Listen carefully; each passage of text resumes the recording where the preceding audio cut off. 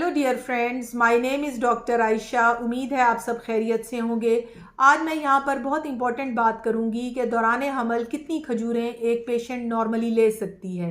ये एक बहुत इंपॉर्टेंट क्वेश्चन है। हमारे इंडिया पाकिस्तान में खजूरें बाकसरत मौजूद हैं और हमारी खुराक का हिस्सा हैं, लेकिन बहुत सारे पेशेंट्स में ये एक र्यूमर है कि जी खजूरें गर्म है, अगर हम इसको खाएंगे तो हमारी इससे ब्लीडिंग स्टार्ट हो सकती है, या टर्म की प्रेगनेंसी पे जाके हमें दर्दें स्टार्ट हो सकती हैं, या खुदा न खास्ता बच्चा ज़ाया हो सकता है। यहाँ पर मैं आपको इन सब बातों के जवाब दूंगी कि आप लोगों को पता होना चाहिए कि हमल में जो खजूर है वो बिल्कुल सेफ़ है।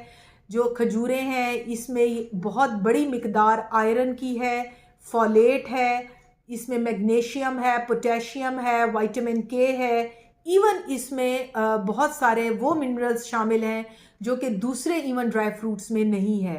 खजूर एक बहुत बड़ा नुस्खा है उन लोगों के लिए जिन बच्चियों में खून की कमी है, यानी कि दौरान हमल जो बच्चियां खून की कमी का शिकार हैं, या वो लोग जिनको हमल नहीं भी है और वो जो है खून की कमी का शिकार हैं, उनके लिए ये एक बेहतरीन नुस्खा है और बेहतरीन टोटका है कि जो खजूर है वो इसको आपने अपनी डाइट में लेना है। लेकिन कितनी खजूरें आप खा सकते हैं हमल में, तो यहाँ मैं आपको बता दूं कि जो खजूर है उसके अंदर इतने मिनरल्स और विटामिन्स शामिल हैं, आयरन का ये इतना बड़ा सोर्स है कि ये फुल सोर्स ऑफ एनर्जी है। वो बच्चियाँ जिनको बहुत ज़्यादा घबराहट हो और कमज़ोरी हो हमल के शुरू में, वो एक खजूर ले सकती हैं।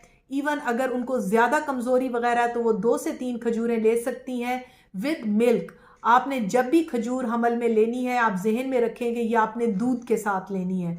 आप मिल्क शेक अगर बनाते हैं उसमें सेब केला ऐड करें। जो अर्ली प्रेगनेंसी के लोग हैं, यानी कि जो फर्स्ट ट्राइमेस्टर पहले 3 महीने में है, तो वो 2 खजूरें जो हैं वो दूध के साथ बाआसानी ले सकते हैं। ये उनको कमज़ोरी से बचाएगा, थकान से बचाएगा, उनके एचबी लेवल्स को अच्छा करेगा, उनके अपने एनर्जी लेवल्स को अच्छा करेगा। तो इसको आपने कोशिश करनी है कि आप इसको हमल शुरू होते ही इसको स्टार्ट करें। उसके बाद इम्पॉर्टेंट चीज़ ये समझने की है कि जब आपका सेकंड ट्राइमेस्टर आ जाता है, यानी कि दरमियान के चौथा, पाँचवा और छठा महीना, इसमें जो खजूर है वो इसलिए इम्पॉर्टेंट है क्योंकि इसमें आपके बच्चे के बेबी पार्ट्स बन रहे होते हैं, आपका बच्चा वज़न गेन कर रहा होता है, और आपको ज़रूरत होती है कि आपके एचबी लेवल्स अच्छे हों, कि आप एनीमिया का शिकार ना हो, खून की कमी का शिकार ना हो। तो उस सूरत में जब आप और दवाइयाँ ले रहे होते हैं जहाँ डॉक्टर्स आपको प्रेस्क्राइब कर रहे होते हैं, तो वहाँ पे आपने खजूर भी ऐड करनी है।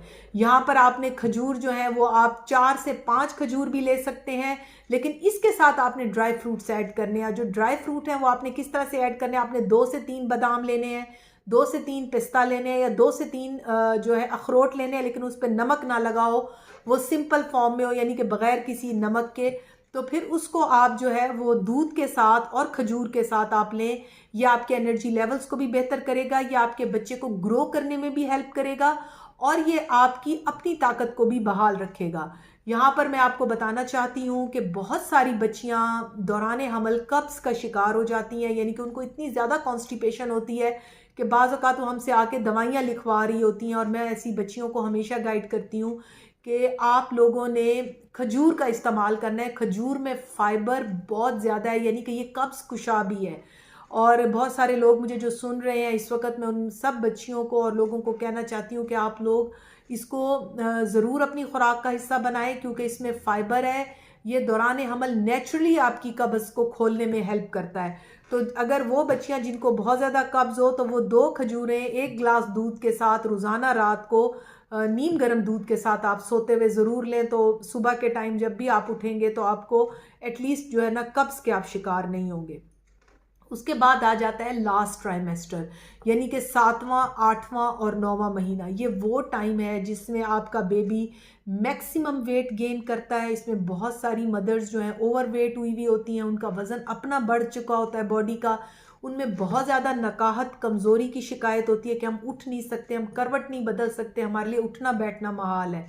इस स्टेज के ऊपर आकर बहुत सारी बच्चियों में खून की कमी देखी गई है, और वो अनीमिया, बाज़ बच्चियां जो हैं वो वीनोफर उनको लग रहे होते हैं, जो काले टीके हैं वो लग रहे होते हैं, कुछ दवाइयों पे होती हैं, कुछ बच्चियां इवन ब्लड ट्रांसफ्यूजन तक उनकी नौबत आई हुई होती है कि उनके एचबी लेवल्स 4-5 से भी जो है वो गिरना स्टार्ट हो जाते हैं।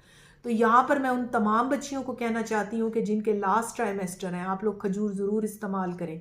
ये आपके नॉर्मल जो लेबर पेन है उसको भी बिल्ड करने में हेल्प करती हैं, आपकी यूट्रस को मजबूत करती हैं, आपकी जर्नल एनर्जी लेवल्स को अच्छा करती हैं। और सबसे बड़ी बात ये है कि ये जो खजूर है ये आपके HB लेवल्स को मेंटेन करती है। तो यहाँ पर आपने 3 खजूरें दूध के साथ लेनी है।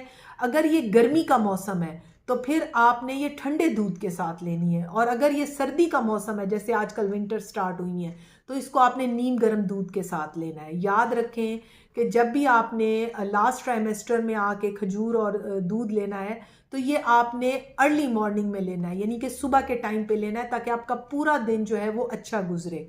इसके अलावा सबसे इम्पॉर्टेंट बात ये समझने की है कि वो बच्चियां जिनकी फैमिली में एबनॉर्मल बच्चे हैं, यानी कि फॉर एग्ज़ाम्पल कुछ जहनी माजूर बच्चे हैं या जिस्मानी माजूर बच्चे हैं, यानी हाथ पाँव में मसला है, कोई इस किस्म की एबनॉर्मेलिटी है जो कि जैसे उनकी कमर पे फोड़ा निकल आता है, या सर के छोटे हैं, या सर प्रॉपर नहीं बने हुए होते, या सर में पानी है, यानी कि कोई भी उसमें बर्थ डिफेक्ट्स के बच्चे हैं, तो उन औरतों को मैं हमेशा ये कहती हूँ कि हमल से पहले ही खजूरों को स्टार्ट करें।